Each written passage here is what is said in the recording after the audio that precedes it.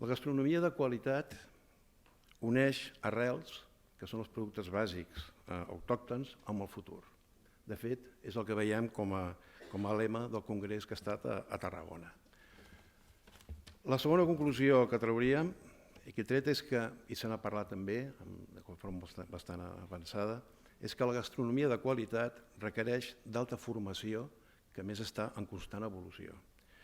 De fet, la formació és la primera missió de la universitat i al congrés s'han debatut els reptes de la formació en gastronomia celebrant jornades específiques coorganitzades amb l'Escola d'Hostaleria de Cambrils, jornades d'intercanvi de coneixements i tradicions culinàries amb pescadors de la Confraria de Cambrils i jornades de creació i de degustació de menús basats en la cuina catalana. En resum, la gastronomia de qualitat ens porta a una creació de talent per una cuina d'identitat. La tercera conclusió seria que la qualitat de la gastronomia s'incrementa quan dona a conèixer els beneficis per a la salut d'una bona alimentació. La recerca en nutrició esdevé bàsica per a la gastronomia i la recerca és la segona missió de la universitat. La quarta conclusió, se'n queden dues, que seria que la qualitat de la gastronomia es tradueix en experiències personals.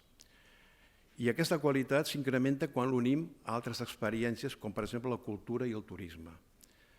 De fet, el Congrés ens ha fet veure la consideració del turista gastronòmic com un turista cultural amb un component motivacional que passa de la compra de productes a la compra d'experiències. La cinquena i última conclusió seria un compendi de totes les anteriors. O sigui que la gastronomia de qualitat és una eina de cohesió social i de cura del territori.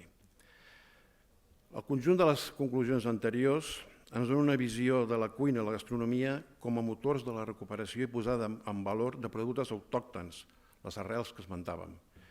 Una posada en valor que incideix en camps tan amplis com la creació i preservació del talent, la salut i la cultura, a més de l'activitat econòmica i turística.